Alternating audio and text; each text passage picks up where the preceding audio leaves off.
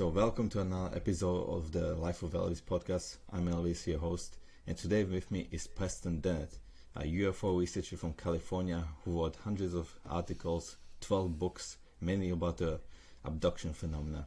So I'm super happy to have Preston on. So yeah, welcome to the podcast, Preston. Yeah, thanks for having me on, Elvis. I appreciate it. Great. Okay, so first I'll just say very quickly where I'm at with this topic of UFOs. Super quickly. I used to be always into this kind of stuff, probably because of my dad. He used to be also interested in UFOs. So I've read books from von Däniken, Whitley Strieber, all sorts of things. So all the documentaries when I was young. But then somewhere around the 2013, 14, around those years, I've learned a lot of things. I read some books about abductions which are like totally out of the ordinary, which got me thinking about what's really going on. And also learned about psychedelics and other things, and that got me thinking a lot. So for a few years, up until probably 2019, I wasn't really looking into this stuff. But then I saw on Joe Rogan's podcast, Bob Lazar. When I saw it on my phone, I was like, man, I need to listen to this. And then I found out that during those years, a lot has happened. So in 2017, for example, there was the New York Times article which blew the lid on two UFO research programs of the Pentagon, OSEP, ATIP. There were some great videos that got leaked and confirmed by the Pentagon that, yes, this is an unidentified flying object. We don't know what that is. But more recently, there was a congressional hearing on UFOs in the US.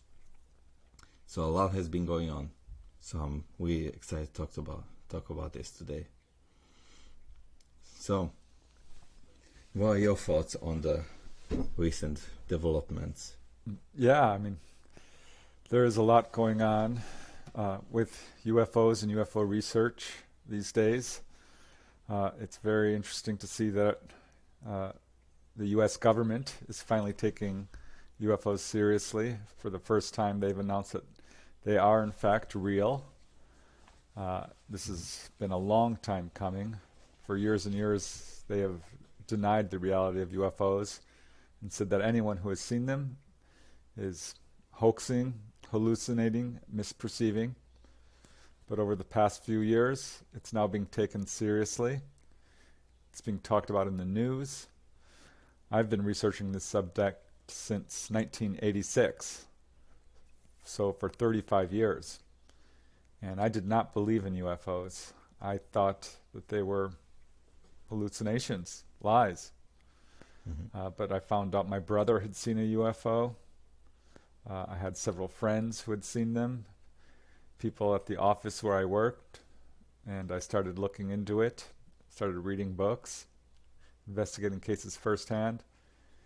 And it took me a good year or two to really understand that this is in fact a real phenomenon. A lot of people are having these experiences all over the world. I did come into this field very skeptical, and took me a good couple of years after hearing that my brother had seen a UFO, and many people I knew. I started doing my research, and I found out there was an organization called MUFON, the Mutual UFO Network, who has been collecting reports for decades. And I joined that group, and I became a field investigator. And I had to take a test, which had many very difficult questions.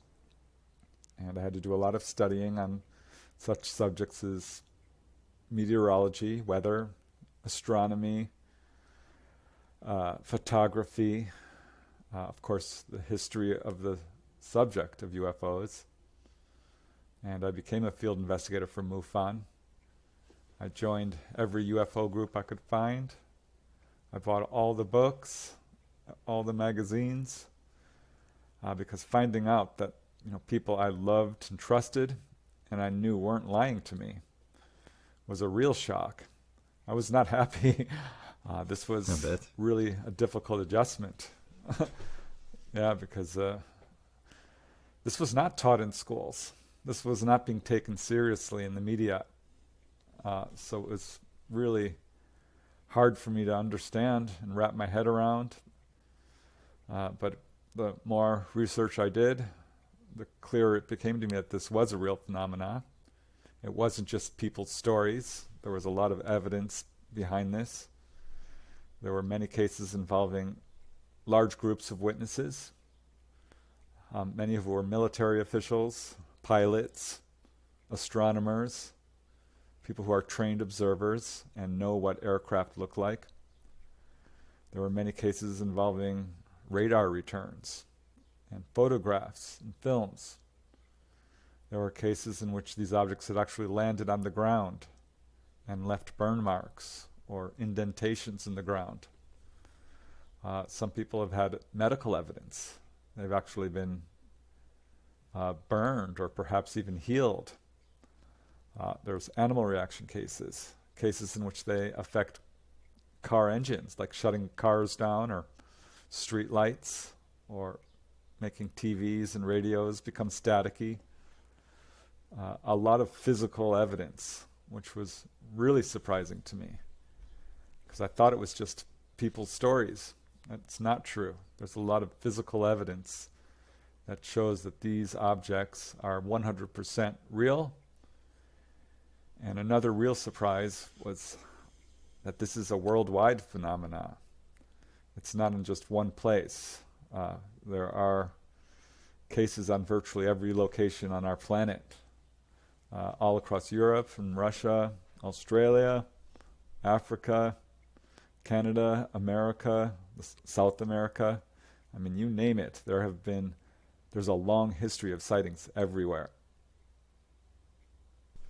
Right now we are in an interesting position, really, because a lot of the things that I myself have heard about or read about like years ago, and back then if you talk to someone, most people, they'll be like, oh, this is just nonsense, someone's making it up or whatever.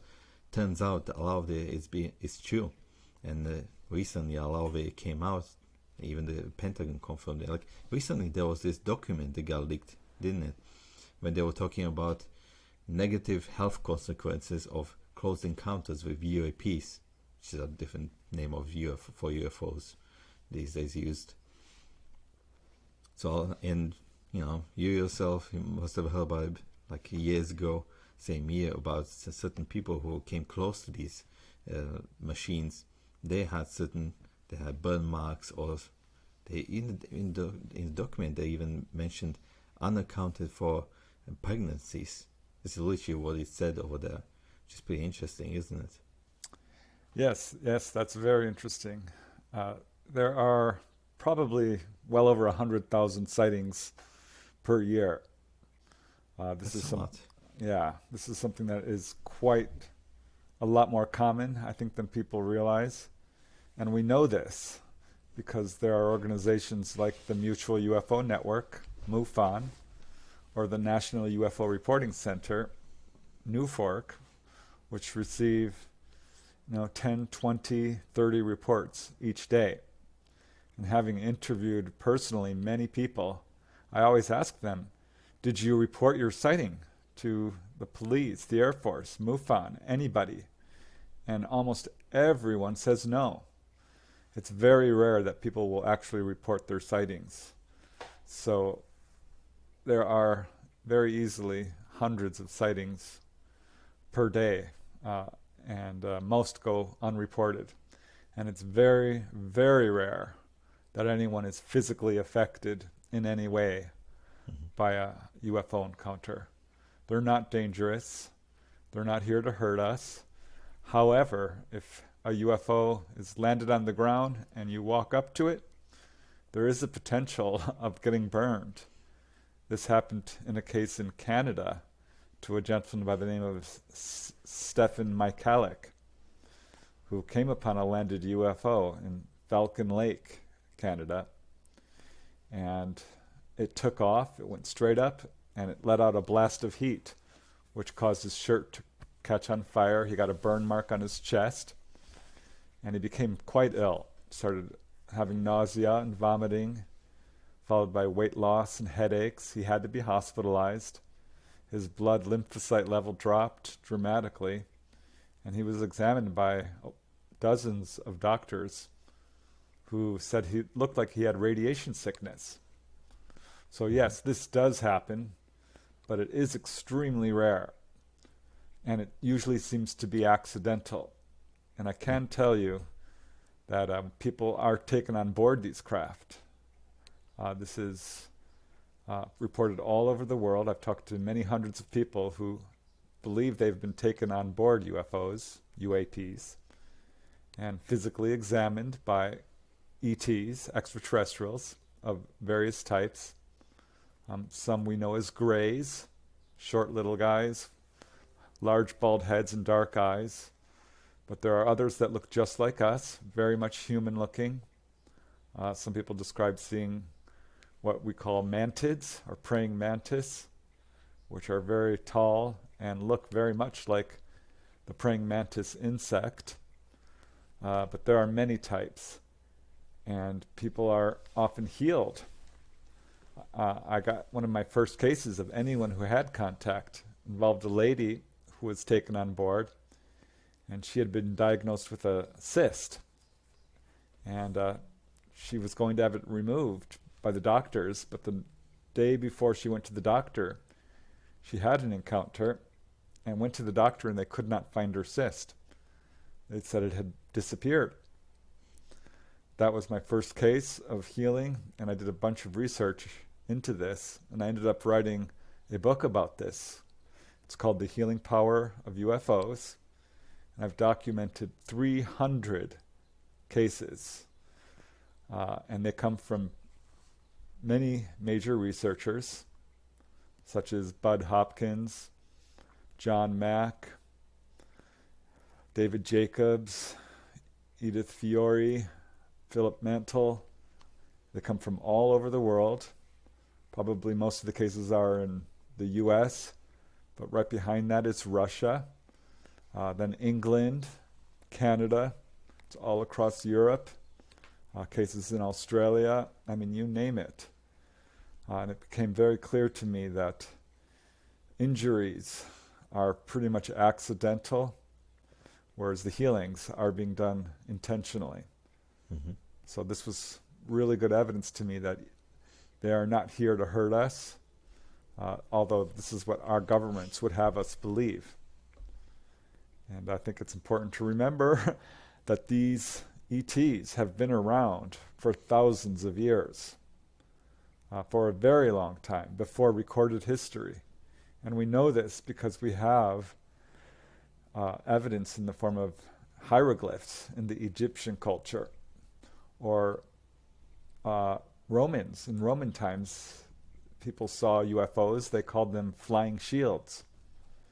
And we've got manuscripts from medieval times, from the Dark Ages, where they describe seeing things in the sky. Or paintings, Renaissance paintings, and where UFOs are pictured very clearly in these paintings. And in indigenous cultures throughout the world talk about how they had contact with ETs. It's talked about in the ancient manuscripts of ancient India. They called them vinyanas, flying machines. So we know they've been around for many, many thousands of years and are still around today. I think what's different now is that we are finally becoming aware of it. We finally have the technology and the education, the telescopes and cameras and so forth, the computers, the internet, where we can really start to understand that we are not alone. Yeah, we slowly gained there. But even then, all the technology we have, it's still sometimes is not enough, because this entire phenomenon is so elusive, isn't it? Now, yeah, it sure is. Now, yeah, it is true that these objects, wherever they may be, they have been around for a long time. I mean, even if we take it that they've been seen since the 40s, let's say, which I don't believe. I know that there have been different myths, even from Europe, Germany, these flying orbs of lights and that kind of stuff. It's been around. But even if you take into account that they've been seen only since World War II, called Foo Fighters, and then from the first atomic explosions, that's when there was a big surge of these UFOs. It's still, because a lot of people are going to think this is some kind of a secret military program going on, whether it's the US, Russians, Chinese. You know, it's a valid point. Maybe some of these 100,000 cases of UFOs, or even more, there are going to be some secret projects involved, right? But if they've been around since the 40s or even earlier, it would mean that someone must have made a huge technological leap already almost 100 years ago. And we, even if you look at today's science and aeronautics and all that stuff, we still are not there, which is for about 80 years. At least some of the science must have leaked if someone had unearthed this kind of technology of like making 90-degree turns at super hypersonic speeds and going from air, possibly space, straight into water. Our vehicles can't do this at this point. Yeah, exactly. I mean, I don't think there was really much discussion about UFOs in the 1800s, really at all. But around the turn of the century, in the late 1890s, in the early 1900s, there was a wave of sightings known as the airship wave. Yeah. And these involved very much what looked like, Zeppelins and sort of blimps and airships. And at the time, people weren't really thinking that these were from other planets. Whenever there was unusual activity in the sky, people thought perhaps it was some astronomical event or perhaps a religious event, and they didn't know how to explain it. And when this airship wave hit, and it started in California actually, the earliest reports, and swept across the U.S. and the world, and people speculated that these were perhaps from other countries. That was in the 1800s and 1900s. And in the 1920s and 1930s, there was another wave, which became known as the Swedish ghost rockets, mostly over Sweden. And a lot of people saw these. The military was quite concerned because they knew it wasn't them. And again, they thought, could these be from other countries? But it did not appear to be, because the intelligence people who looked into it could not attach this to any other foreign power. And then we had, as you mentioned, the Foo Fighters, which were little sort of glowing objects that would often appear around people's planes during World War II. And again, people thought, could these be from other countries? But it wasn't until the 1940s when we started exploding nuclear weapons, nuclear bombs, doing nuclear tests, that, as you said, sightings became much more common. There was a huge escalation. In fact, in 1947, there was what I would call a massive superwave in which UFOs appeared all across our planet in very large numbers. And honestly, since then it hasn't stopped. Activity has become much more pronounced. There's a lot more of it. And wave after wave of sightings since the 1940s. And I don't think that's a coincidence. It's clear that it was probably our use of atomic materials that drew them here in large numbers. And this is backed up by people who have made actual contact with these UFOs, with the ETs inside them, and have been told that our use of nuclear weapons is very dangerous. It's having effects that we don't even know about. It has the potential to destroy all life on Earth, and they're very, very concerned about it. So I think that is when we really started to take a deeper look at this, and governments, all the major governments started collecting reports behind the scenes, formed UFO study groups, most of which were in complete secret and not available to the public. And they determined that these were not military, not foreign powers. And this became increasingly clear when people started reporting contact in the 1950s and 60s. Here in the U.S., the first case that really got any attention was a couple from New Hampshire, Betty and Barney Hill, who in 1961 were taken on board a craft and saw people that did not look like us. They were at what we know as grays, which is probably the most common type of ET reported. And since then, there have been many thousands of cases like this, and not just in the U.S., but all across the world. And our governments know 100% that this is not military. And they learned this in the early 1940s, when these craft started to actually crash or were shot down. There's the very famous incident in 1947 in Roswell, New Mexico, where one of these craft actually crashed. And a rancher found it on his property, Mac Brazel, and the military showed up. One of the first officers there was Major Jesse Marcel, an intelligence officer, and he could see right away that this was not a weather balloon or anything normal.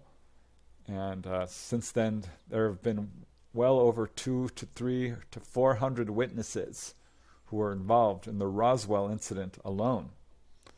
But Roswell is just one. Sorry to interrupt you, but in case of the Roswell incident, I've heard that there might have been up to 3 different crash sites around that time. If it was the one at Basil's Ranch, where there was material scattered over a large portion of his property. Then there was I've read about in a book, there was a delta-shaped vehicle that crashed into what was like a hill or a mountain. And then probably the least talked about near Magdalena. Am I right? That's right. Magdalena, San Augustine Plains. And it was very confusing for researchers because they thought this was one incident, but no, it was 3 and probably more. Because apparently the theory is that our radar was causing problems with the navigation systems on board these UFOs and were causing them to crash. It's not clear whether or not that's true, because the Roswell incident may have been caused by actual lightning strike, and one of these craft was brought down. But yes, there were multiple craft over a very short period of time, and several after that. I mean, there's also the Aztec UFO crash, which wasn't long after that, also in New Mexico. But there's a very famous case, which was in 1954 in Arizona, Paradise Valley. There was another case in 1965 in Kecksburg, Pennsylvania. But they're all over the world. Many cases in Russia and elsewhere, Africa, Spitsbergen Island as well. There was a case there. So our governments know and have known since the 1940s that this is extraterrestrial. They have the craft, they have the bodies, and this is when they really clamped down with a cover-up. And knowing it was perfectly real, they told the public that it wasn't, and that anyone who saw a UFO was hoaxing, hallucinating, misperceiving. It's really unfortunate and really disingenuous because at the highest levels of government, they 100% knew this was real and were lying to the public. And it was only recently that they came out that saying that it is actually a real phenomena. And it's even the last year's UFO report, and for those who don't know, there were just literally 2 guys at ODNI who worked part-time to make this report, and then they studied 144 cases from 2004, I think, onwards. Only one was identified. the rest of them, they couldn't figure out what it actually was. And one of the conclusions was also that this is not some kind of secret military program going on.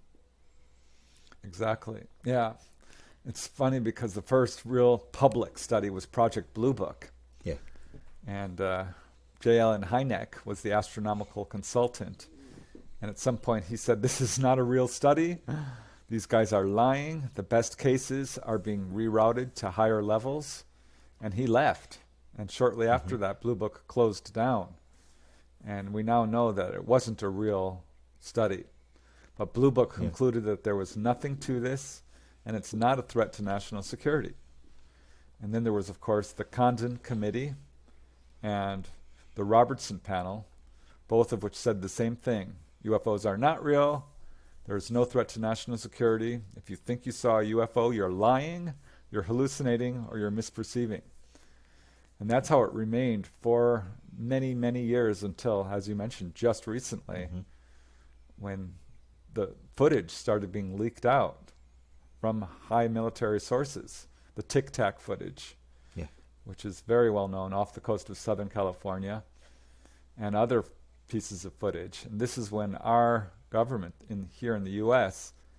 was basically forced to make a statement and talk about this, because they were losing control of the narrative. They were losing credibility by denying the fact that this is a real phenomenon. So I don't think this was something they did voluntarily. I think they really had to.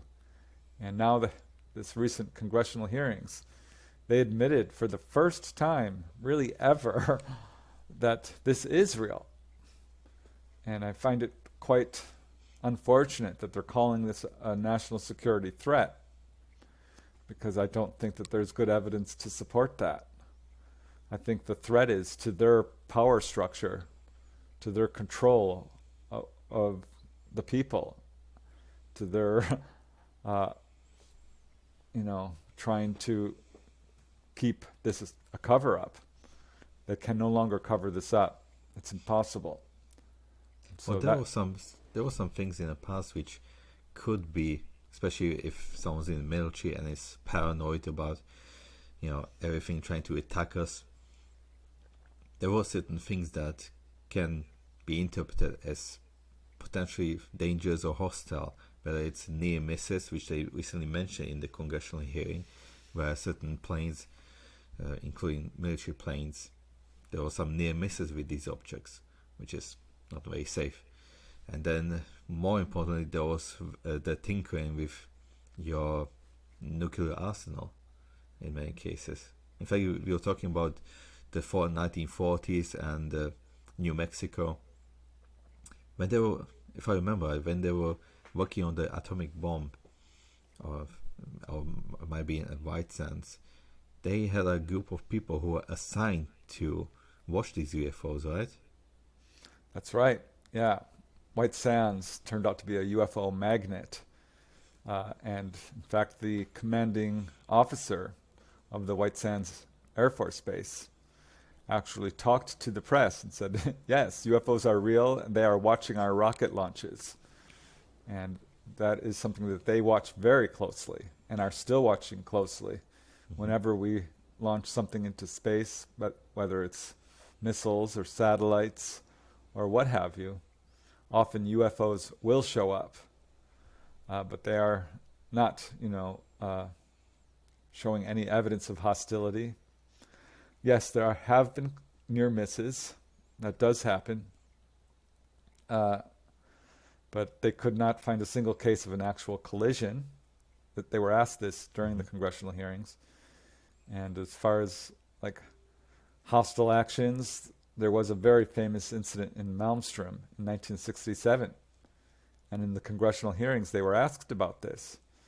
And in 1967, the Malmstrom incident, in brief, is when UFOs showed up over Malmstrom Air Force Base in Montana and shut down over 10 intercontinental nuclear-tipped ballistic missiles.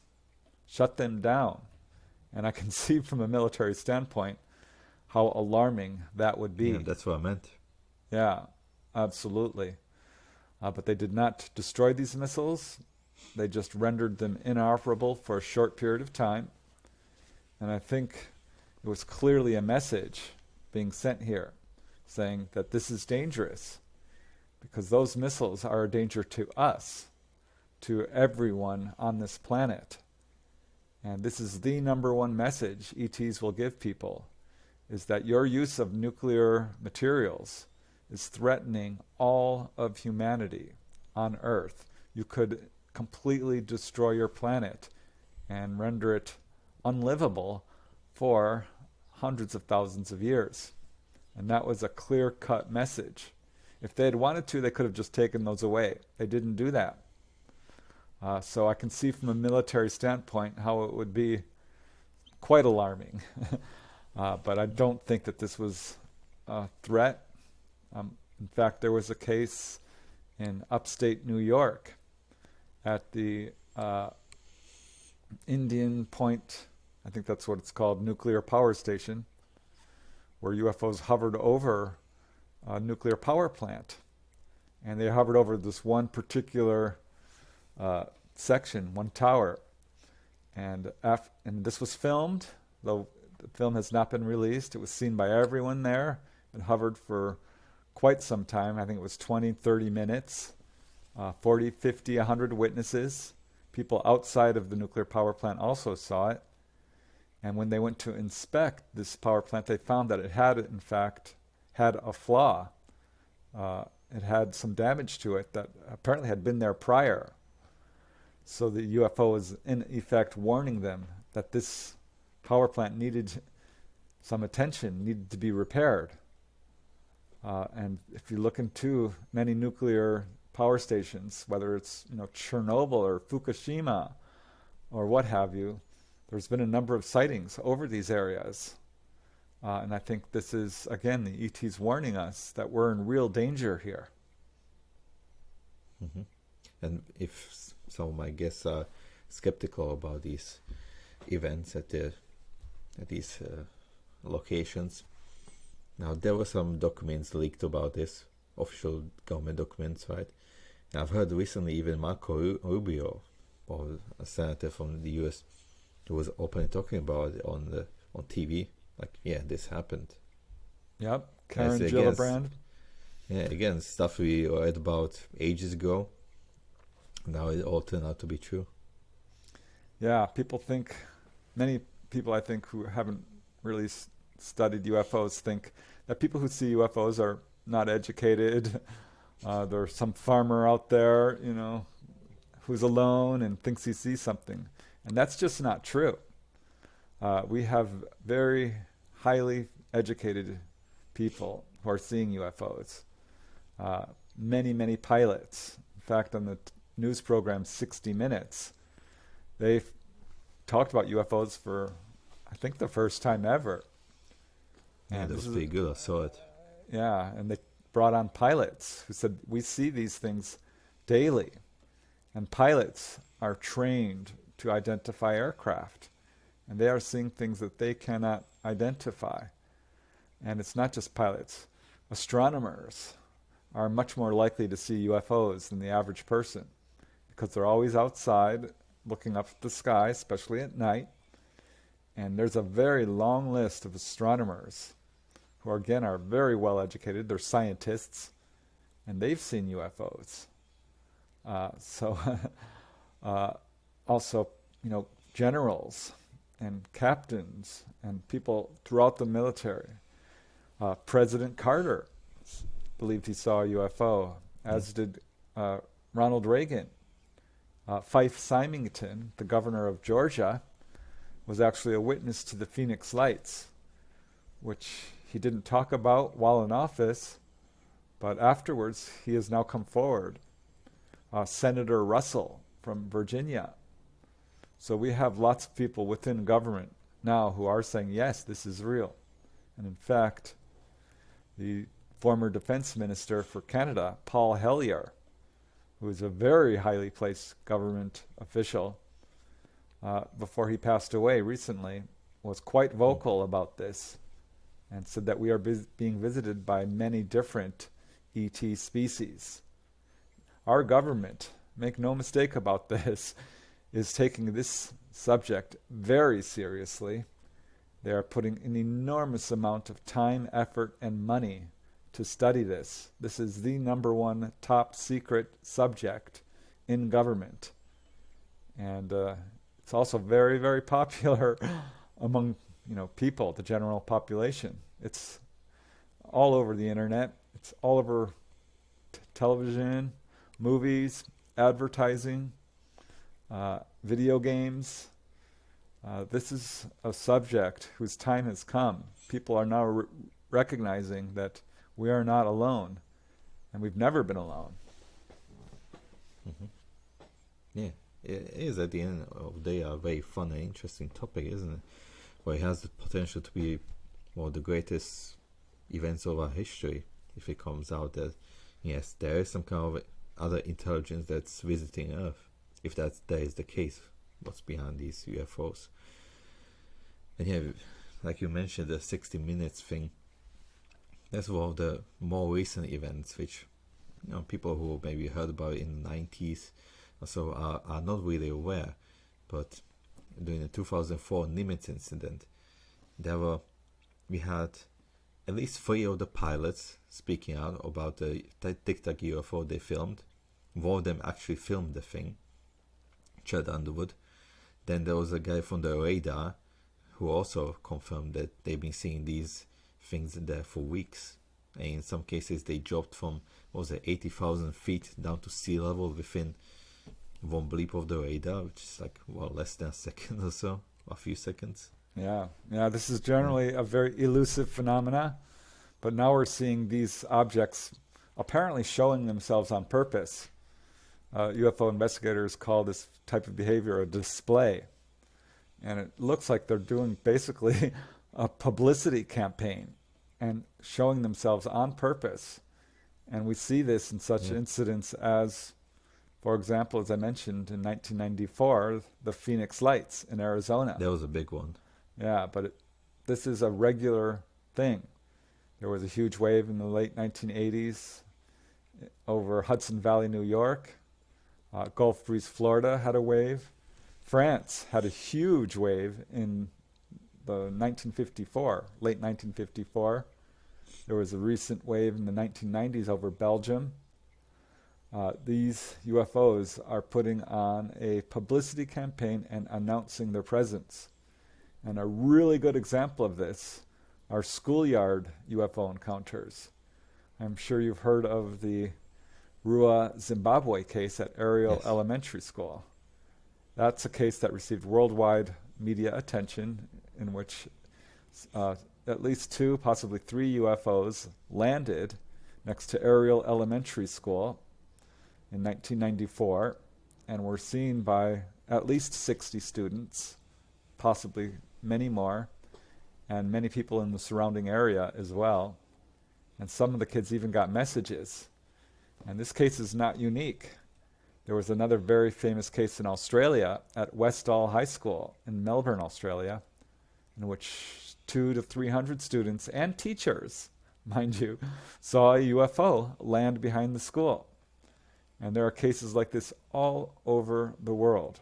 A very famous case. I think I've heard about one that was in the former Soviet Union as well. I don't know if it was in Vladivostok or somewhere around there. Yeah, there was a case in Voronezh, Russia, where that wasn't at a school so much, but it landed right in a park and showed itself to a bunch of children and all the, several adults in the area. There was a very famous case in Wales, Broadhaven, Wales, where a UFO landed next to a school. Another case in Florida, Opelika, Florida, at Crestview Elementary School. Again, 200 students and teachers saw it. There was a case at Hillsdale College in 1966 in Michigan, in the U.S., where again, UFOs showed up and stayed there for 2 hours. And at least 80 students saw it, school officials, police officers as well. So these are clearly UFOs that are showing themselves on purpose. And I think at some point they're going to show up in a way that ends the so-called mystery and announce their presence, and we'll have open official contact, and everyone on this planet will know that they are real. So they keep doing this. I mean, there's a case at Chicago O'Hare Airport. I believe that was around 2006, where they showed up right over a major airport. This is another thing they do. They are showing themselves on purpose. They want us to know that they are real, but they're not landing yet because they don't want to. We're not quite ready. We've still got a lot of, prejudice and divisiveness, and our warlike ways make it dangerous for them. There was a very famous incident in 1954 where they flew over the United States Capitol building. And people always say, why don't they land on the White House lawn? Well, they very nearly did.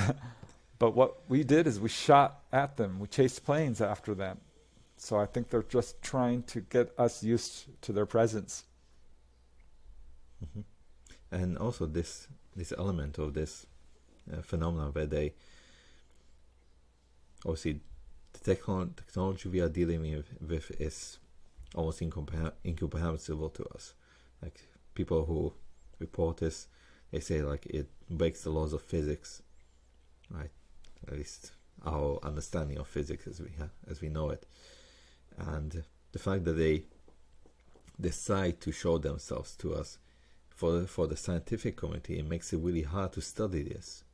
Because if you set up some cameras out there and you try to study it as if it was like any other phenomenon, natural or otherwise,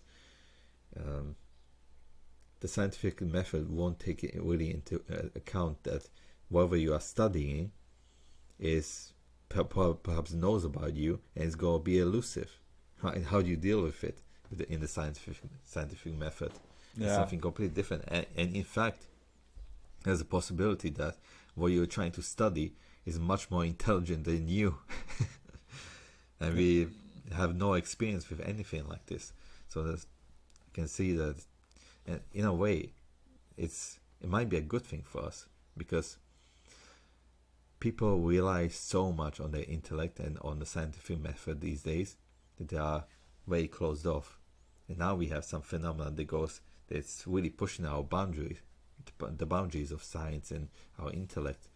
So in order to understand it and comprehend it in a way, we have to think outside the box and really open our horizons, that there might be something different there, something else, something more. Yeah.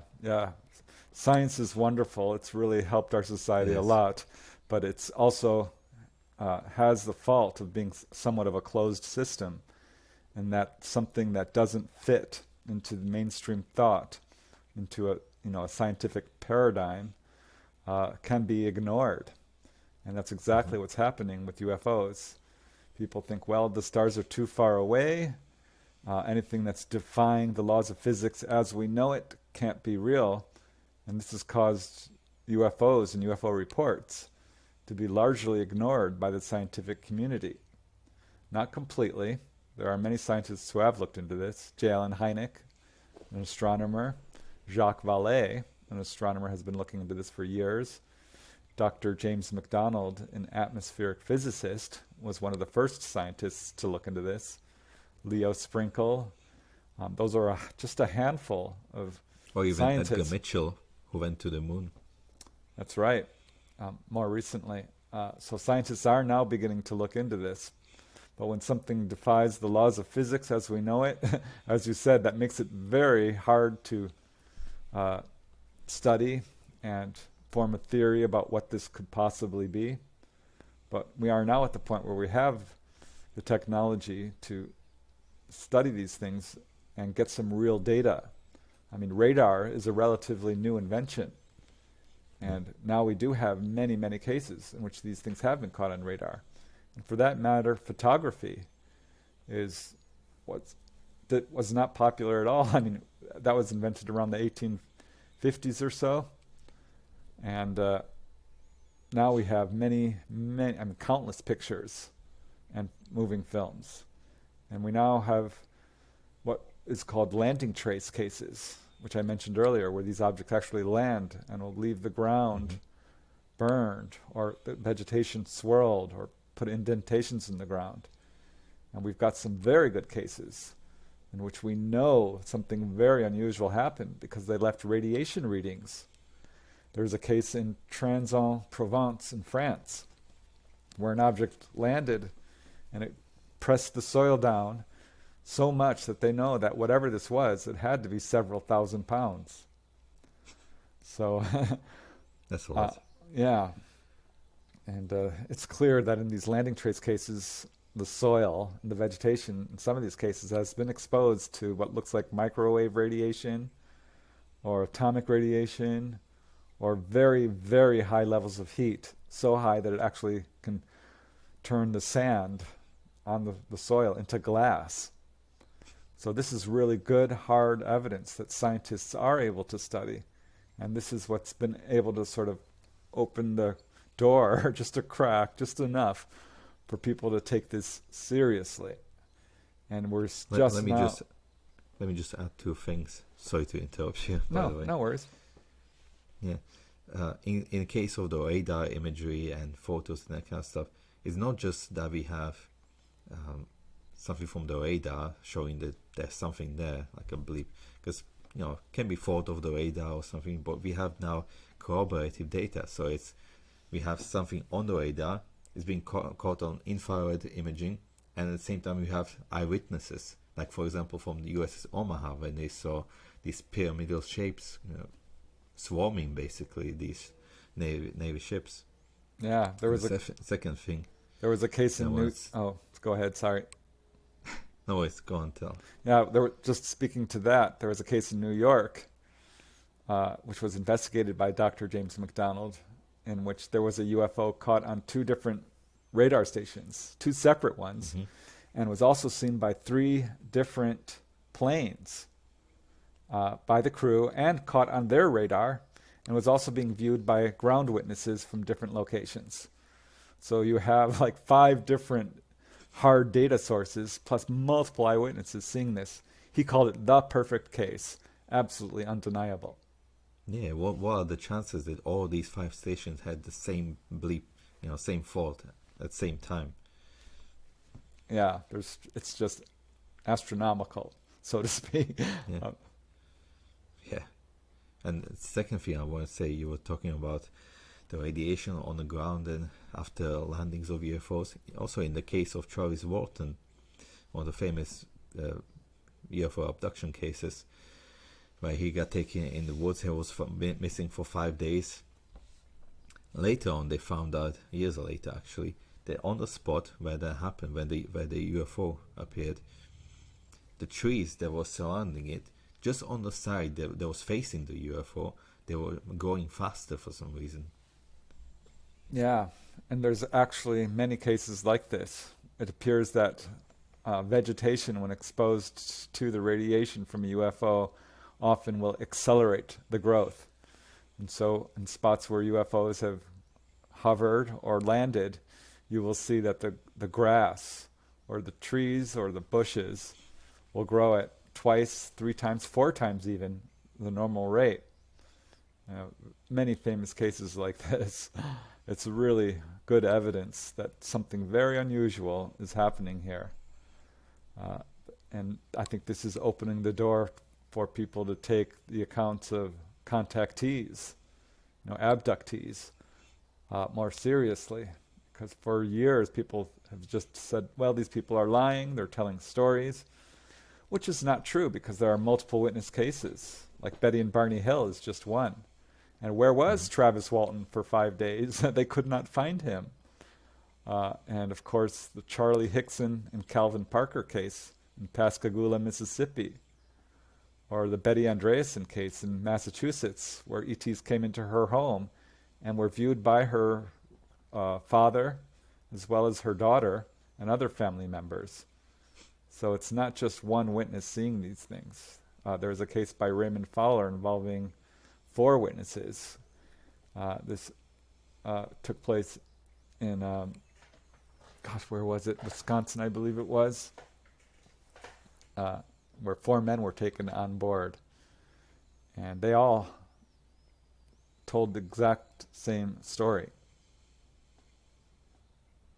Yeah, it's fascinating, really. So just to sum it up, when it comes to UFOs seen in the sky, we can be sure that the most interesting ones that you can really call unidentified flying objects, they are not something like birds, Venus, swamp gas, or any of that. I mean, even with the last year's UFO report, if it was that, they would have figured it out that it's literally just something natural, right? Now, the most interesting cases, especially when they showcase these 5 observables like hypersonic speeds and transmedium movement, through air, water, possibly space, and the other ones. If it was some kind of human-made technology, like we said, someone must have made a huge technological leap, probably in the US, back in the 40s, but we see no signs of it, right? If it was another country, let's say Russia or China, they are way behind of the US. That's for sure. Like, we see China, people were starving there just a few decades ago, and they are constantly copying whatever technology is in the West. So saying that they made such a huge technological leap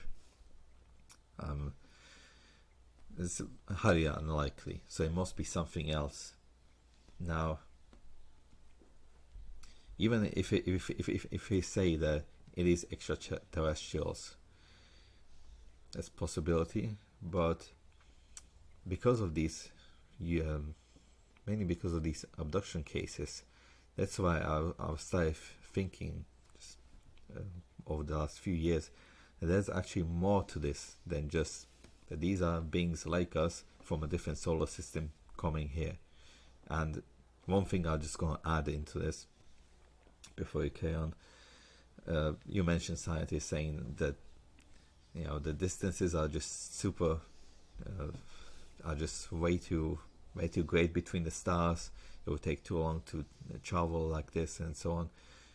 Who are we to say how would other creatures who could possibly be 1 billion years ahead of us in evolution and technology, who are we to say that we know how they would act and what kind of technology they have? We don't know nothing. That was one of the main motives of my science fiction book, where one of the races was so advanced that we couldn't even comprehend it. Yeah, I totally agree.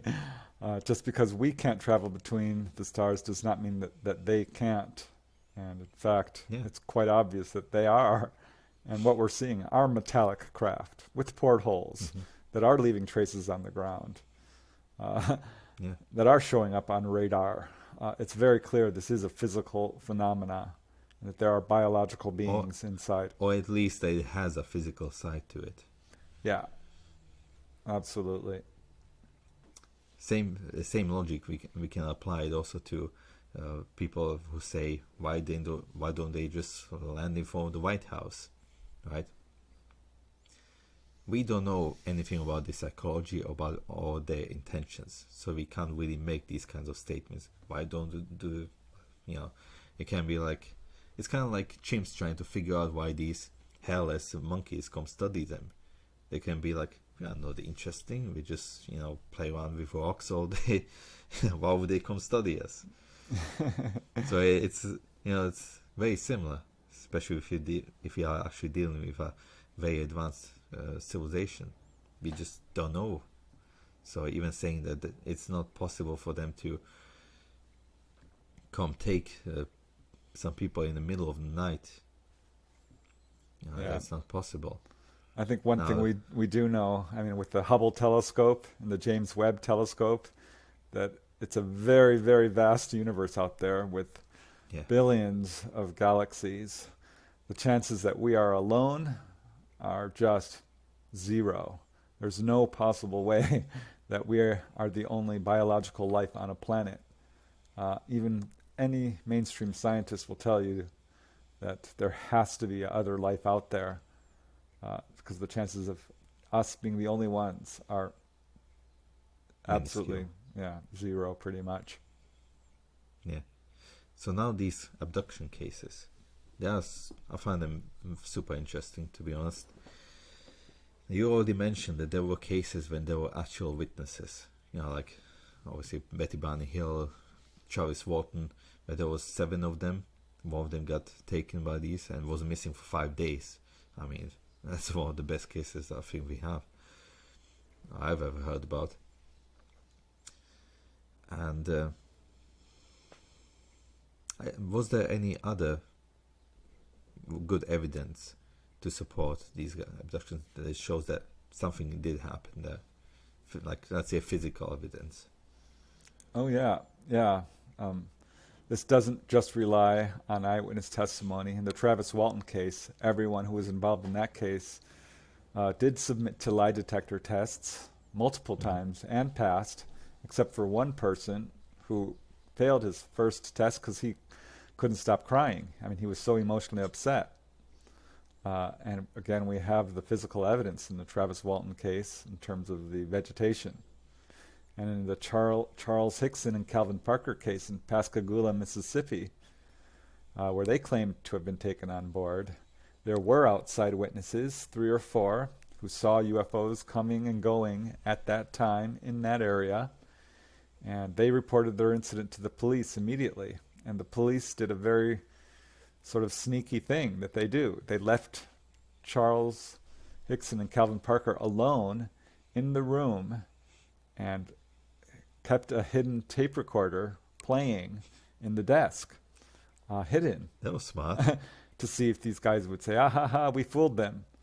And that's not what happened. Instead, they just basically talked back and forth saying, oh my gosh, what happened to us? How are people ever going to understand this if we don't understand it ourselves? And they were very tearful and quite emotionally distraught about it and just talked about what they had experienced. So it was clear that they were not hoaxing. And I think one of the best verified cases is the one I mentioned earlier, involving 4 gentlemen.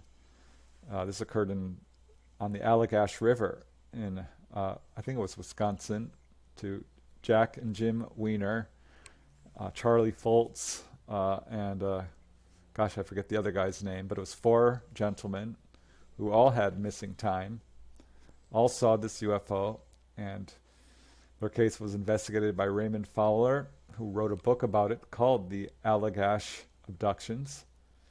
And each of these gentlemen were separated and gave exactly the same story, down to even where they sat inside this UFO or who was examined first. So this is the kind of thing you can't make up. There is very, very good evidence for this. We have the work of Dr. John Mack, MD. I just wanted to bring him up, actually. Yeah, I mean, he won the Pulitzer Prize in literature. He's a Harvard psychologist, and he was a very high-profile scientist who decided that he was going to look into this, and he came away 100% convinced that this is absolutely 100% happening. Mm-hmm.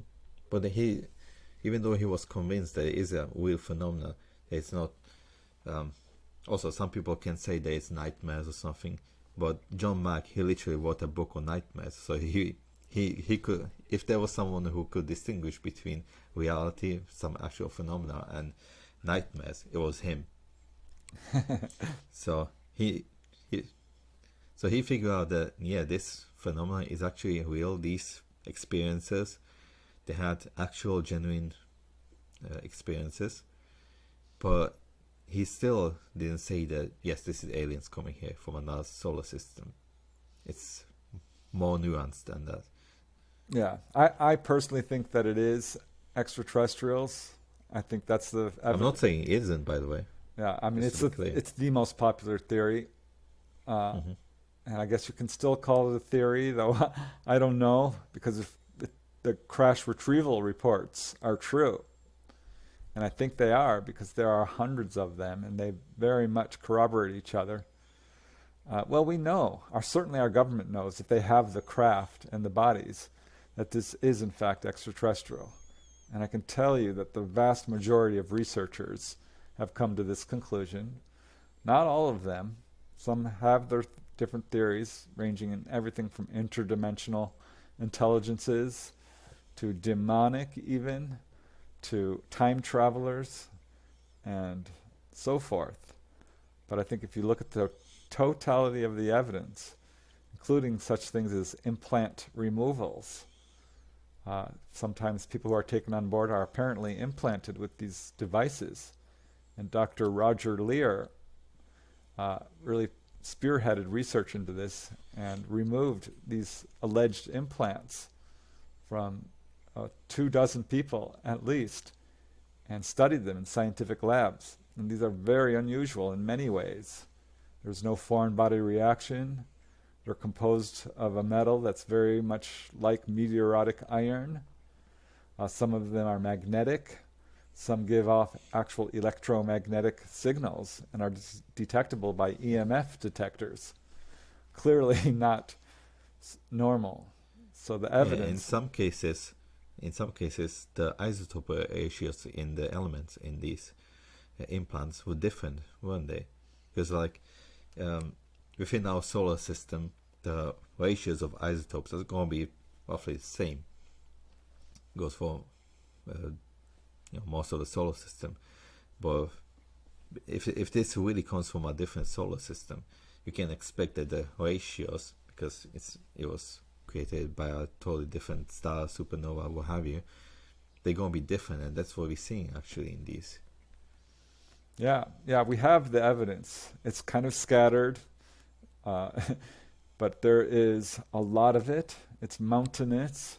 It's in the public arena. There is enough, I think, to conclusively prove that this is a real phenomena and is very likely extraterrestrial.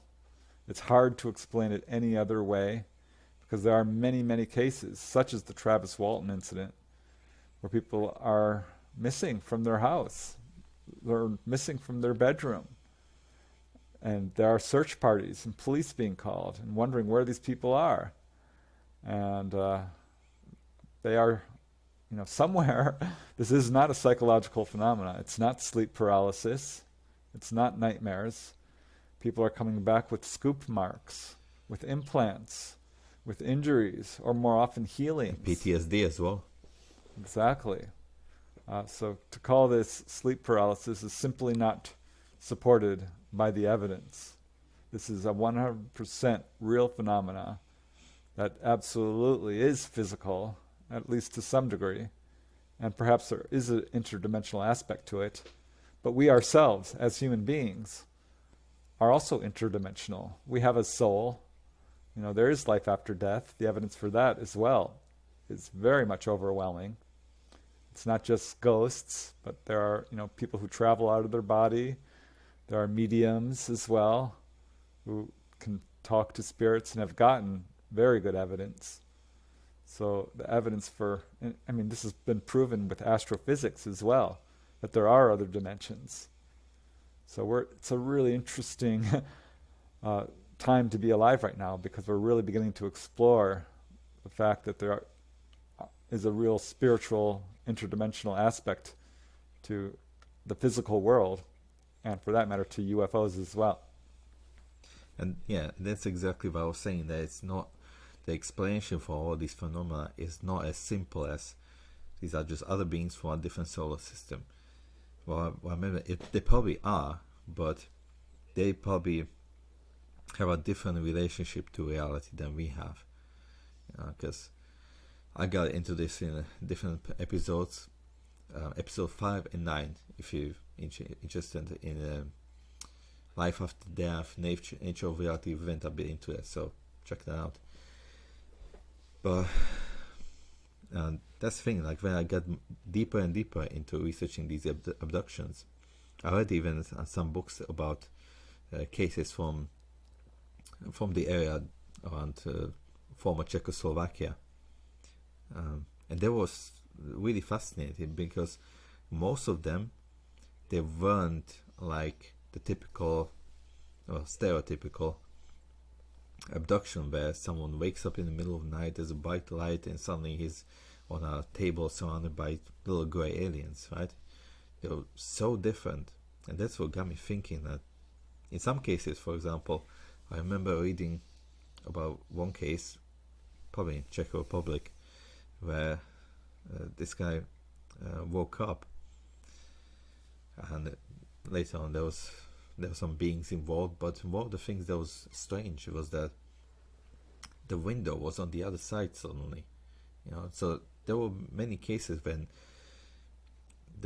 what was happening, it kind of was bending reality, but whether these beings or whoever what was going on was manipulating with the consciousness of the abductee, or whether they are actually manipulating space-time in some way.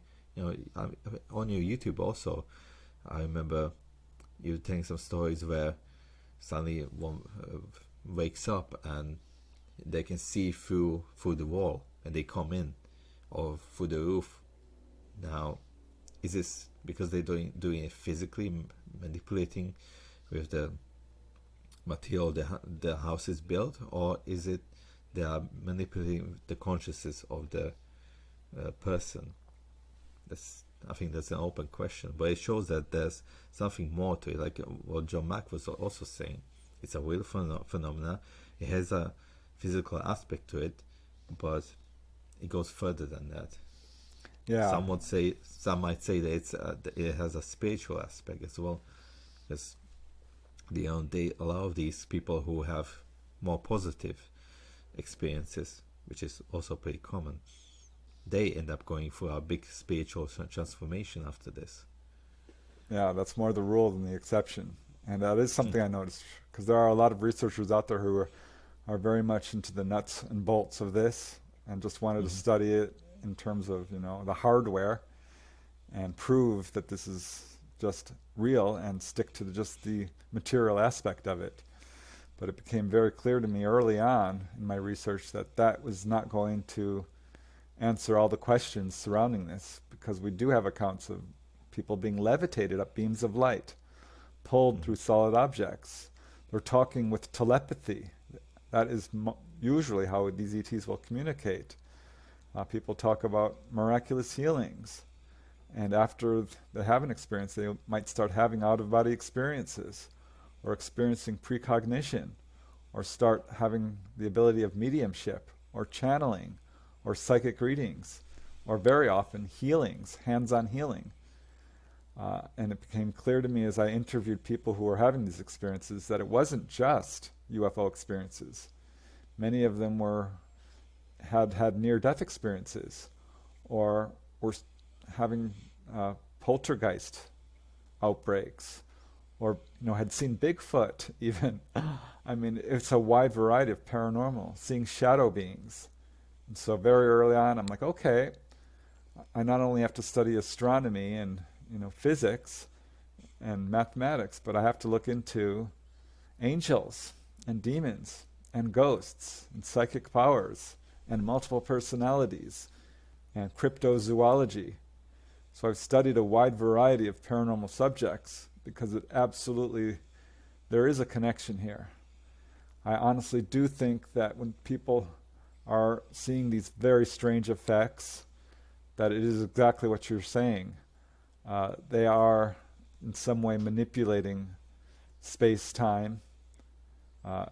We know from a physics standpoint that reality as we see it, physical reality, is not as physical as it might seem. Reality is energetic. We're living in a 3D universe that is basically just energy, and it's sort of frozen or crystallized in form, but ultimately matter itself is just composed of vibrating atoms, which at their core are purely energetic. And what we perceive as physical is really just a sort of energetic matrix. So it appears that when these beings who are very advanced and have an understanding of reality and how it's formed are able to render solid objects permeable using their technology, People will say that they go inside a UFO and it's much larger on the inside than it is on the outside. And these ETs can pull people out of the time stream. People will be taken on board a craft and have a 2, 3, 4 hour long experience, or even longer, and come back and only a few minutes have passed. Or they will be taken to the past or shown the future. This has happened. As you say, there are layers and layers and rabbit holes to all of this that are very hard to understand. But I think it's important that we examine all aspects of this if we really want to get answers and solve the questions, answer the questions that are surrounding this, because there are a lot of them, and it is still a lot of mysteries going on here. But I think we are dealing with beings who have a very advanced technology. I think almost all UFO researchers and experiencers agree on that point. These beings are very, very advanced, not only technologically, but spiritually. Mm-hmm. One interesting thing, during our first interview before this podcast, I mentioned very briefly psychedelics, and you haven't looked that much into it. But I mentioned one thing. In the 1990s, there was the very first research since like the 60s or 70s, was the research done by Rick Strassman. He basically took the strongest psychedelic known to humans, DMT, which is, interesting enough, being produced also in our brains. In every mammal, it's in most plants. And he gave it to some subjects, and basically it was like, we gonna give it to him and we gonna see what happens, that kind of attitude. But it was very interesting because not only did these people come back with experiences that were spiritually transforming, and they even said what they saw was more real than reality, this reality. And there was one case where, generally when people do take DMT, they basically go into a different reality, and many times they encounter some other intelligences over there. And there was one case where this subject got his dose of DMT. Bear in mind that this only takes 10-15 minutes, this kind of trip. Once he broke through, he ended up being in this other room. It seemed very technological, and he was surrounded by these beings, smaller beings, kind of like a gray. I think even Graham Hancock said that one time when he had ayahuasca, which is basically also DMT, he also saw gray aliens there. So this subject ended up being these other beings, and they told him, "We are so happy that you found this technology, because now we can actually communicate." That's also one of the many things that got me thinking that whatever intelligence is behind all these things, they have a very different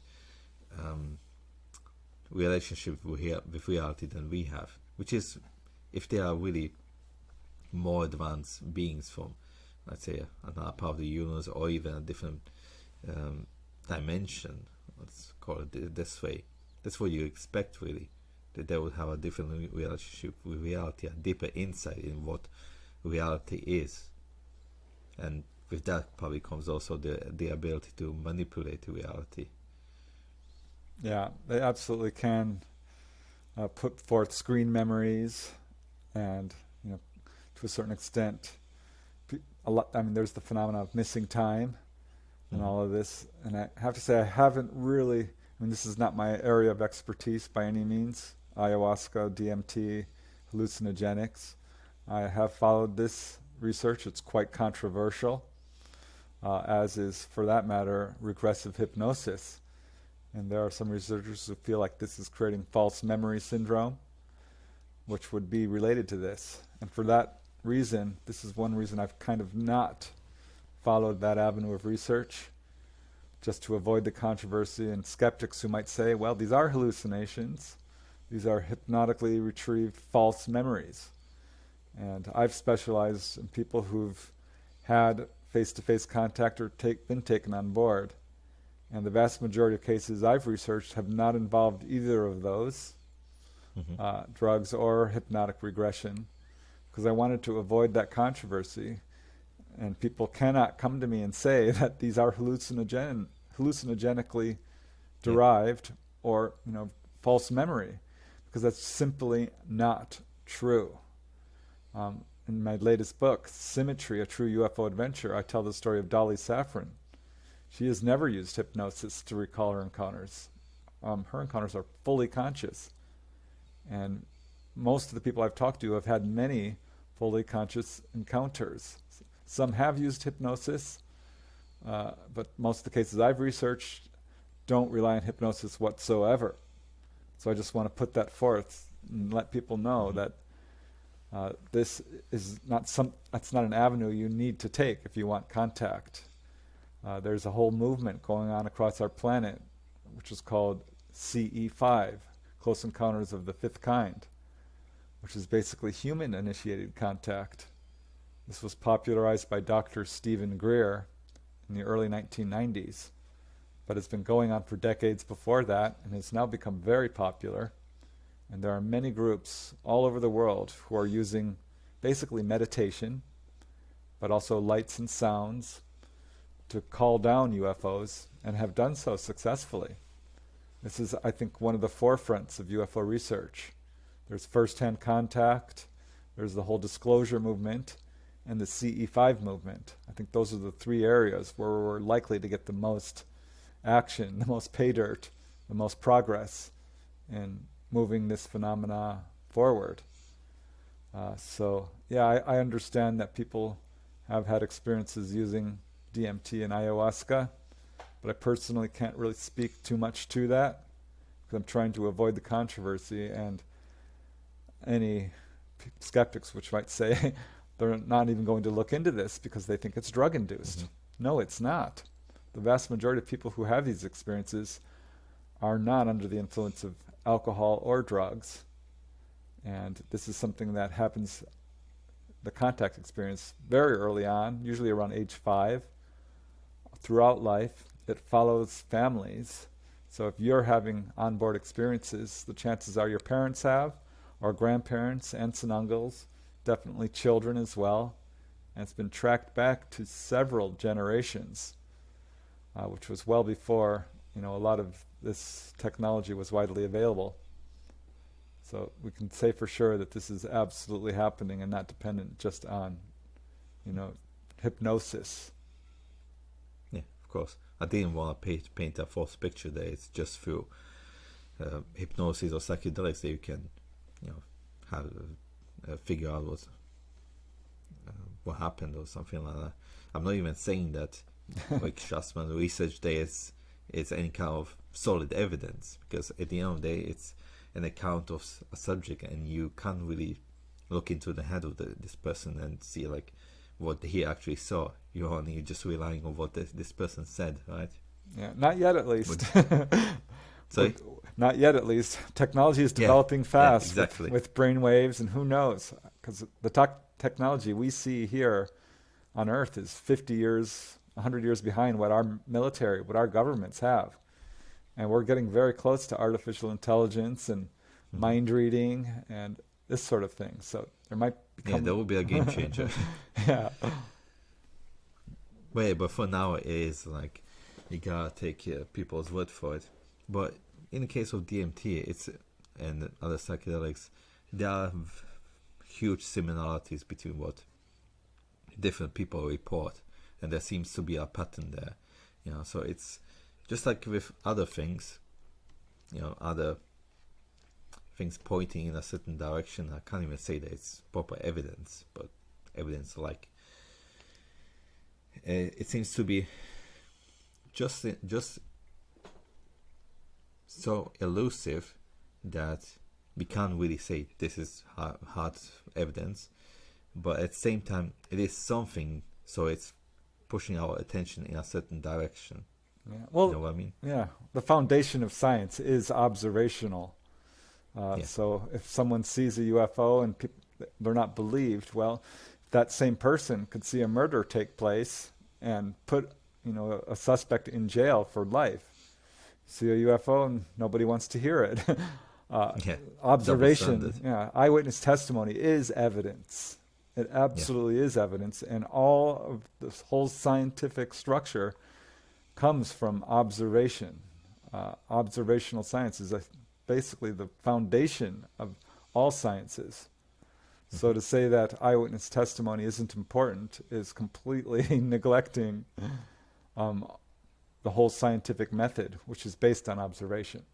Yeah, exactly. And especially if you have trained observers, those kinds of witness testimonies are even more valuable, because these people are very skilled. They know what they usually look at, and if something comes across that's just they don't know what it is, that's when we need to pay attention. Yeah, that's what's great about photography, because now photographs can lie because you can manipulate them, but often people will take pictures and objects will show up that weren't visible to the naked eye. There's a number of really amazing UFO pictures like that, but many people have said they've seen UFOs and were able to capture photographs, and I really enjoy, and I think sort of respect, or find more credible rather, pictures that were taken in the 50s, 60s, and 70s, well before we had Photoshop and CGI. So we have back then you needed a proper photo lab to actually take away those photos. Yeah, so we have photographs like the Santa Ana photos by Rex Heflin, or the McMinnville, Oregon photographs by Paul Trent, and many others, which are not photoshopped and are supported by eyewitnesses, and I think are absolutely legitimate photographs and good hard evidence. Yeah, in 1991, there was a wave of sightings over Mexico City during the solar eclipse. So there was a lot of people outside with video cameras. And what happened? A UFO showed up, and it was videotaped by some 30 different witnesses all over the city. And when that happened, the Mexican government had no choice but to say this was real. And as a result, they've become one of the leading countries in terms of being forthcoming, truthful, and transparent on this subject, and have basically said UFOs are real, and have held that stance for a very long time. Other governments, I think, are behind and still trying to cover this up. There is a cover-up. Make no mistake about that. This is demonstrable. It's proven through documents released, declassified documents. Our governments across the world are covering this up. They know far, far more than they're saying. And even in these recent congressional hearings here in the U.S., they lied. They lied flat out, and we can prove it. They were asked whether or not we've ever shot at these objects. And they said, no, we never have. That's not true. And we know this. There was the Battle of L.A. in 1942, where we shot 1,400 rounds of ammunition. And this object was photographed. It was captured in searchlights. The photograph was on the cover of the LA Times.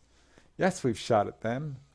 And here we have the Deputy Director of Defense lying flat out, saying, no, we have never shot at them. Yes, we have, and you know it.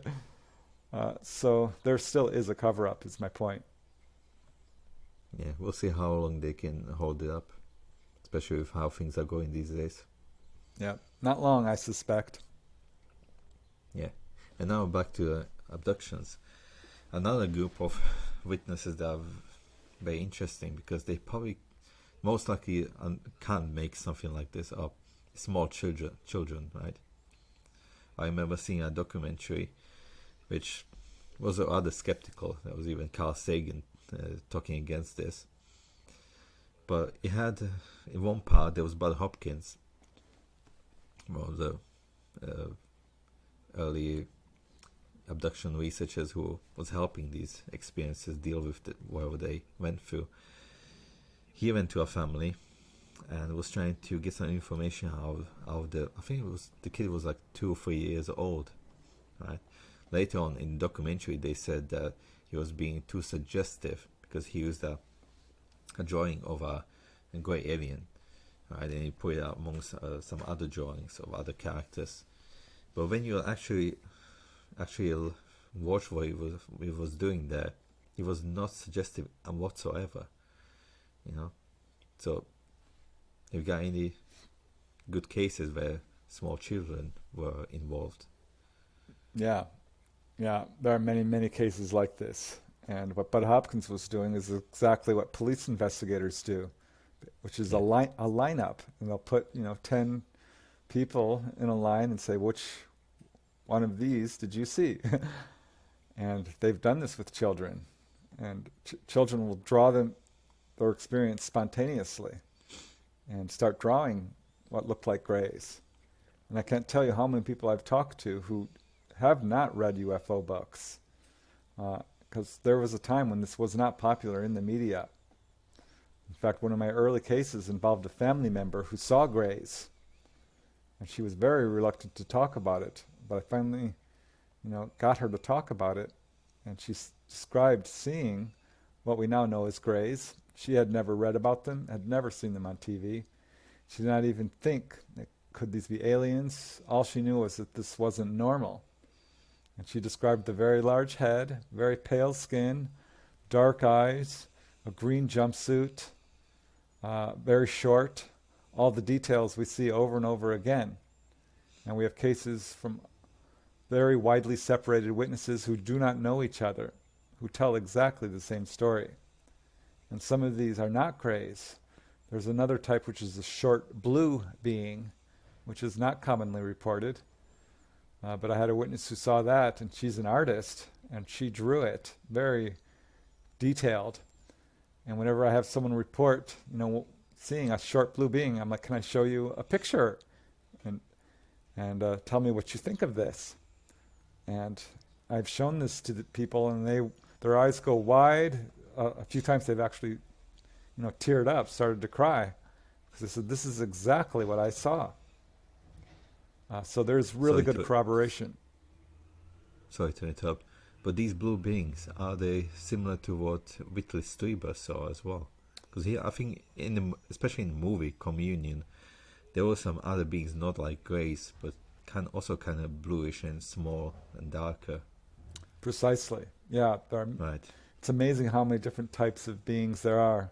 But one thing we do see is that they are almost always, almost without exception, humanoid. When people report seeing an entity, it almost always has 2 legs, 2 arms, a torso, a head, eyes, mouth, and so forth, which I think goes to show that these beings are not so alien as we might think. They are very much like us, more alike us than different. And in fact, people who are taken on board are often given messages along these lines, which is, you are us, we are you, we are your progenitors, we are related, you were one of us. So we have grays, interbreeding with humans and creating hybrid babies, taking our genetic material. So it's clear that these beings have genetics like us, and that the fact that there are human-looking ETs, people that look just like us, on board UFOs, raises some serious questions about our relationship to them. And where do we come from, for that matter? Did we even evolve on this planet? There's a lot of questions that have yet to be answered. This is still a very new field of study, but I think now we have a pretty good handle on the ET agenda, why they're here, what they're doing, and who they are. But yeah, still many questions surrounding all of this. Yeah, definitely. That was one of the arguments that some scientists had. They will always say that beings from our solar system, they will be just totally different from us. They won't be human at all. But on the other side of the argument is, well, it is likely that beings from other planets would visit places in our solar system that are similar to their homes, right? I mean, we're probably not going to put our feet on the surface of Venus, because that's just horrendous to human beings, right? Or we won't go straight into Jupiter's atmosphere, right? So similar beings from similar planets will probably go to similar planets, and we have this parallel evolution even on Earth, where species that are not really related have similar adaptations to similar environments. So if these beings are from planets that are similar to Earth, they're probably going to have also a head, two arms, two legs, because they're just an effective way for evolution to, Yeah. the fact is that's what the reports contain. It kept me out of UFO research. This is why I was skeptical, because I really expected ETs to, be more like the Blob, or, with alien with claws and fangs and tentacles. But that's not what we're seeing. It just isn't. I thought it was too Star Trek-like. I'm like, this can't be real. But that was pure assumption. And I think a lot of people, especially skeptics, make assumptions like the stars are too far away and ETs should be very different from us, when that's not based on actual evidence. And it's very important when people look at the subject that they examine the evidence. Skeptics, and I've talked to many of them, and I was one, have a tendency to ignore the evidence. Yeah. And if you want to learn about UFOs, it's not hard. There's an enormous amount of evidence out there, and it's not just eyewitness testimony, as we've been talking about. There's an enormous amount of all kinds of evidence in support of this subject. And it's very clear that we are dealing with humanoids, people like us, but different. And it's clear they're not from here. Where they're from, it's still an open question. I think it's very likely they are from other planets. But even then, people will ask, where are you from? And they will say, it's not important, or it's a place you don't know about yet, or you wouldn't understand. But we do have some answers. With Betty and Barney Hill, they were told basically, you wouldn't understand, but Betty did view a map, a star map, which pointed towards being Zeta Reticuli. And that's not the only case where that star system has come up. Orion often comes up. So there are some indications where we do know where these beings are from. But ultimately, it's still not confirmed. But Earth is definitely not the only inhabited planet out there. Even NASA admits that there are some 200-300 or more Earth-like planets that we now know about. Whether they're inhabited or not, we don't know, or they're not saying. NASA hasn't been fully forthcoming either. In fact, the press called NASA Never a Straight Answer, and ASA, because they were caught in so many contradictions. It's really unfortunate our governments are not being more truthful and transparent and forthcoming. Because if they don't start disclosing, they're going to lose credibility. They will no longer be relevant. And I think they're at that point where really we shouldn't be looking to them for answers. I think we need to look within. We need to look to each other. We need to develop our own psychic awareness and reach out to the ETs, because I think that's how disclosure will happen, through the people, through a CE5 group which calls down UFOs, or the ETs themselves will just show up and say, enough is enough, we're here, it's time you all know it.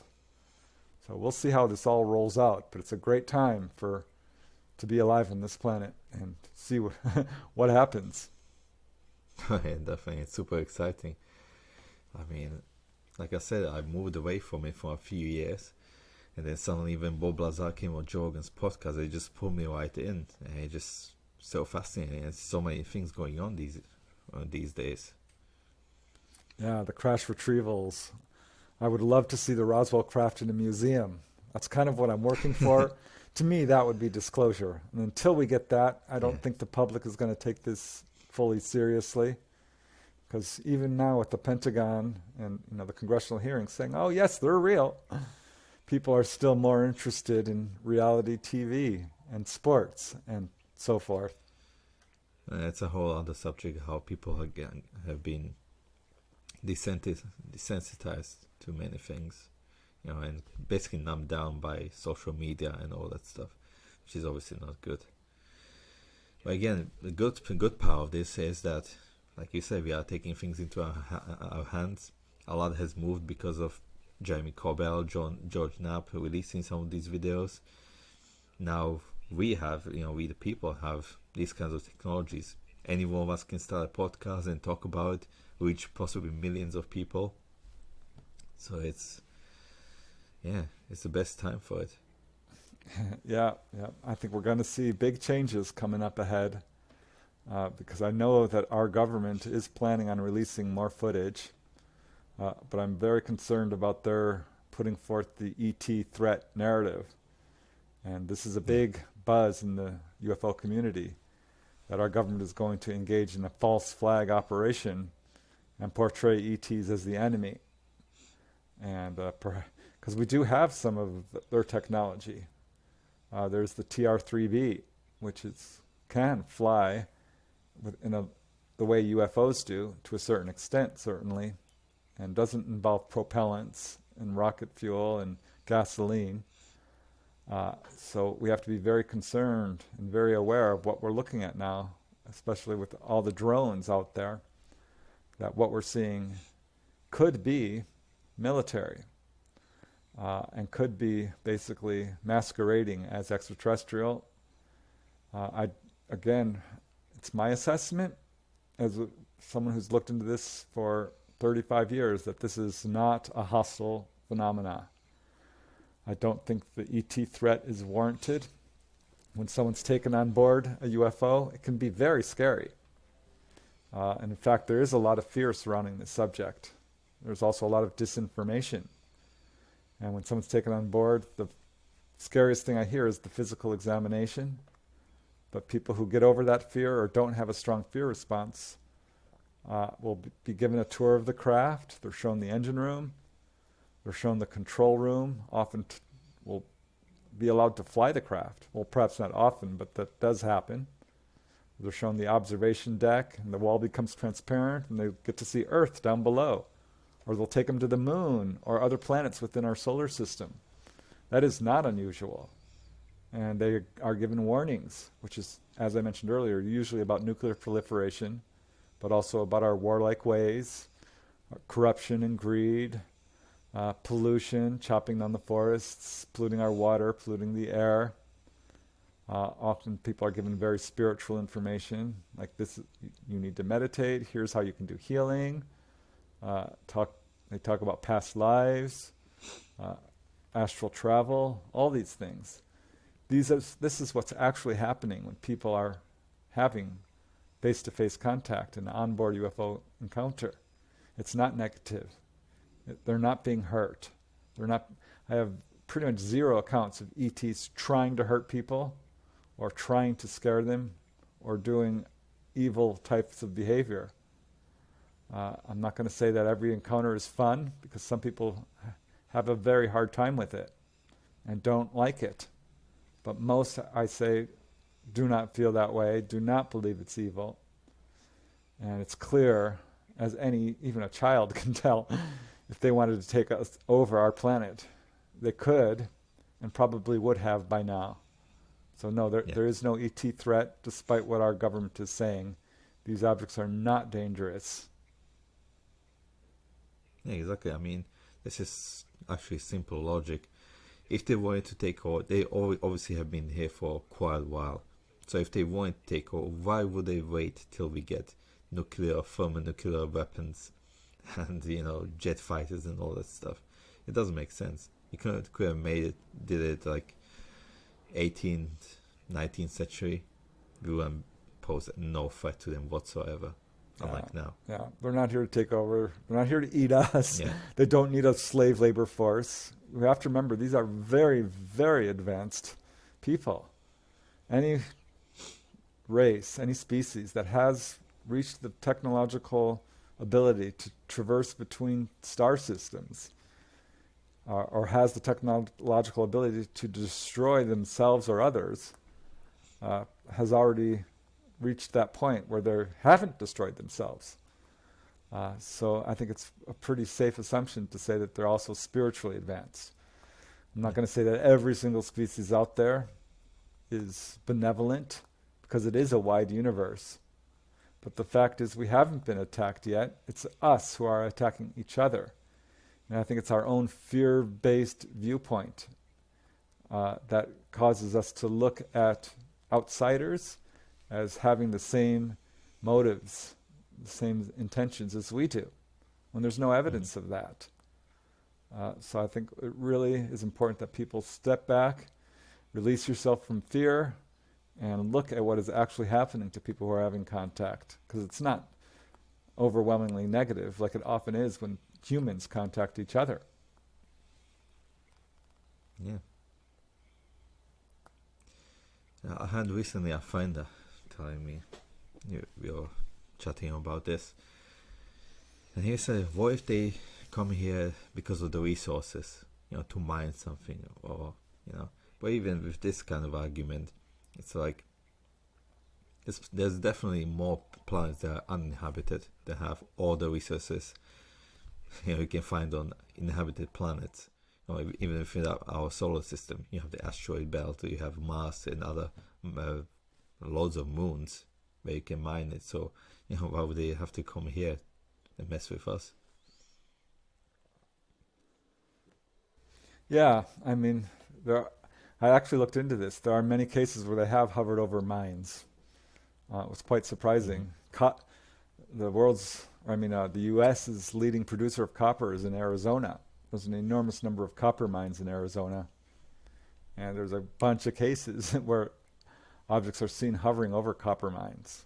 And I found cases all over the world. I ended up doing a whole YouTube episode on this, which is almost 2 hours long, because the cases are cases are very numerous. I think the one that really impressed me most, or certainly one of them, took place in Karnes City, Texas, in which we were mining uranium. And this huge object came very low and sent down beams of light right over the mining site. It was very apparent to everyone who was there. Some of the witnesses were so emotionally upset, they were weeping as this object hovered overhead. And the object left, and those who saw it reported it to others, and those who didn't see it ridiculed some of the witnesses. But when they finally dug down to this uranium deposit, they were shocked to see that it had already been spent, deactivated, taken. It was very good, solid evidence of ET intervention. And I think, in some cases, perhaps they are certainly interested in our own operations with mining, and perhaps are taking some of our resources, which I find surprising because just look at our asteroid field. Scientists have figured out that there's enormous deposits of gold and iron and pretty much all metals that you would want on other planets. So I think probably there's more going on here than meets the eye. But they definitely do show an interest in anything on our planet that has any level of technology. So we do see them hovering over Air Force bases, nuclear power stations, dams, mines, even prisons. That was quite shocking to me. I found many, many cases where they hover over prison facilities, which I think is probably because they're interested in these very secure structures with electrified fences and big brick walls. Or perhaps they're just taking some of these prisoners who are contactees and doing what they do, because there is a very large prison population, certainly here in the U.S. It's like 1 million people. So some of those have to be contactees. I don't know, but they do. It's no doubt that UFOs are interested in their technology. And as I mentioned earlier, White Sands, they were always watching our rocket launches at China Lake as well. There's a very famous case here in California at Seal Beach, where the Saturn rocket was being put up, and a UFO showed up and was viewed by some 60 witnesses. They are watching our technological progress very closely. That is very much apparent. Mm-hmm. Now, with these abductions, we said that UFO sightings, they are fairly common. There's a lot of them. But turns out even these abductions, they are probably more frequent than some people might think. There was a survey that I've heard about. Not sure if it was. It was definitely mentioned in the book about John Mack, the Believer, his biography by Ralph Blumenfeld. Great book, by the way, can recommend. So I'm not sure if it was John Mack or Bud Hopkins who did this survey, but they basically asked people whether they experienced certain things, and they obviously didn't say, have you been abducted by aliens? But they asked about certain aspects of it to kind of get an idea. Have you heard about this? I sure have. Yeah, I think there's been a lot of research into how common these experiences are.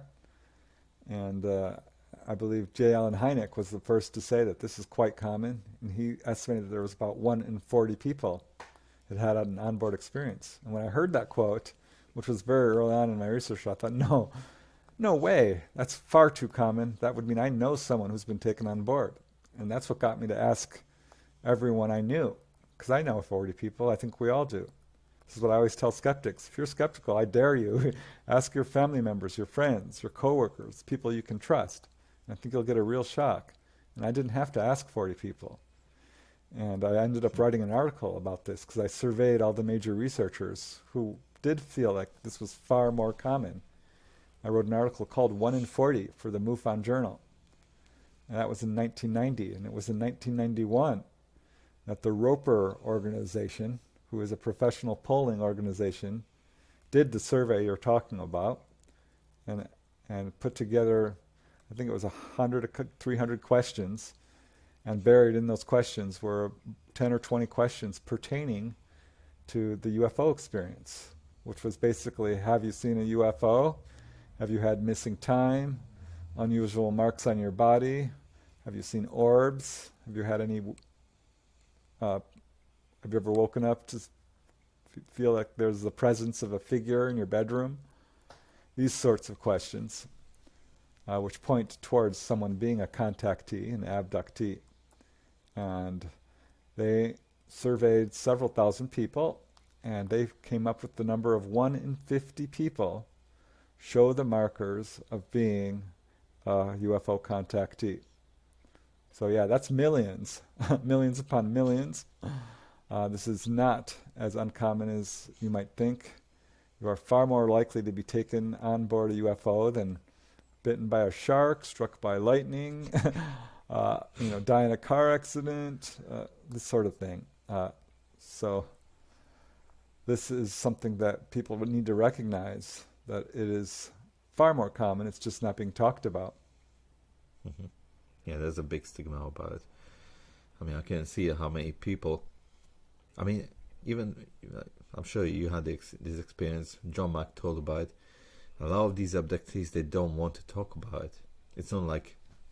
Because a lot of people probably think that these people are in for the money or attention or whatever. But turns out it's sometimes you as a researcher have to chase them to get them to say anything. Yeah, absolutely. People are very reluctant to talk about it. But not so much these days. There still is skepticism and ridicule and disbelief. Back in the late 80s and early 90s, when I started, there was a lot of that, a lot of real hesitation to talk. And very rarely would people allow their names to be used. And if ever I went on the media, radio or TV or at a convention, they would bring on skeptics, debunkers, who would attack your story or attack the researcher. And we're not seeing that anymore. It definitely made a lot of progress in making this a legitimate subject. And the recent congressional hearings, that's, I think, the best thing that's come out of that, is that they are removing some of the stigma surrounding this subject.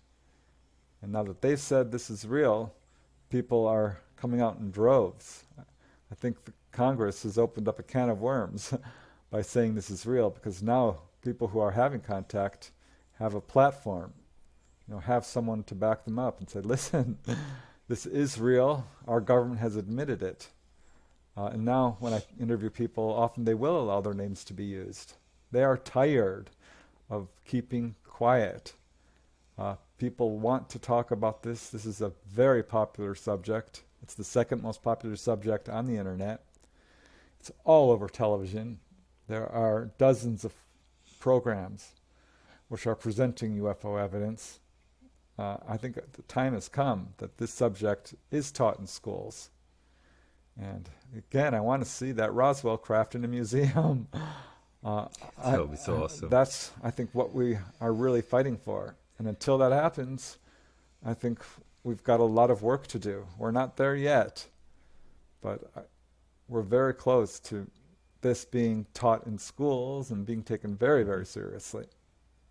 Yeah, I think there's a lot of work to do, not just in terms of disclosure and getting the information out and all that stuff, but definitely a lot of work to do on ourselves, really, to evolve a bit more spiritual, because it seems like all these phenomena are trying to steer us in a certain direction, in a better direction than we might head.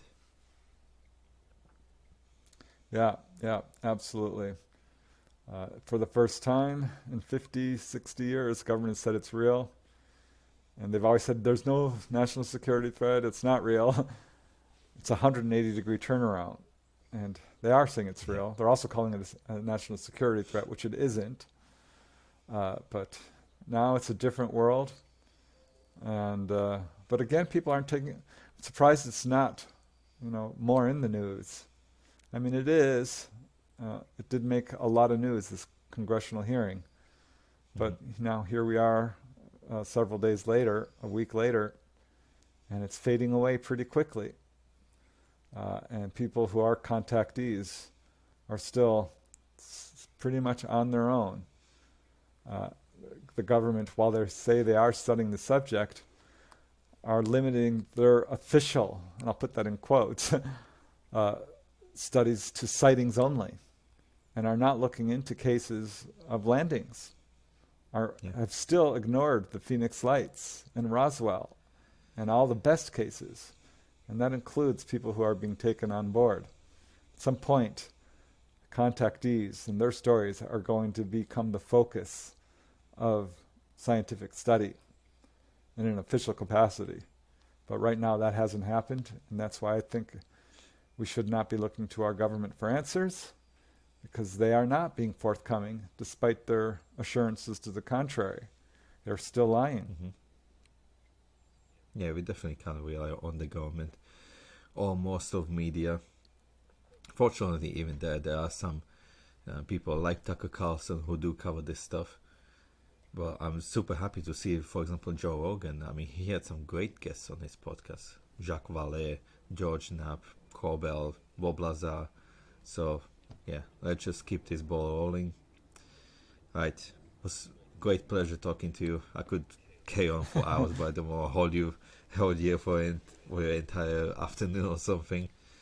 So, let's just finish it off. I'll give you 2 questions. So, first question. If there was one advice you could give to people about anything, what would it be? It would be that this is a serious subject, and if you don't believe in it, look at the evidence. Take the time to examine the evidence objectively, and I think you'll come away convinced. The second would be to not rely on the government for answers. Leave fear behind. There's no reason to fear. This is a safe universe. I think it's time that we become more self-sufficient. We need to save water and food and garden and come together in love, peace, and compassion, and move beyond corruption and greed and racism and divisiveness and political differences. We are one world. And this is the message basically from the ETs, that we need to wake up to who we truly are as eternal beings who do not die, as beings who have the ability to do telepathy and precognition and healing and all these what we call supernatural abilities, which aren't supernatural. They're natural human abilities. So that would be my advice. Live your life, have fun, move away from fear, and rely on yourself for answers, not others. Great. second question, what do you think is the meaning of life? That's $1 million question, isn't it, Elvis? Well, Yes. I don't know that any of us are truly equipped to know this, but I think personally that the meaning of life is to love and experience and learn.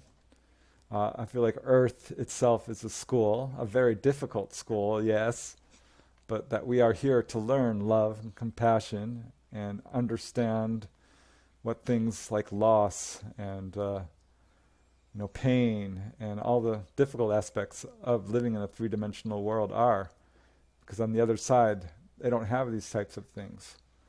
So life is all about really experience and coming together and learning that we are part of this universe, an integral part of this universe, and are eternal beings. So to me, the meaning of life is all about learning, loving, and experiencing.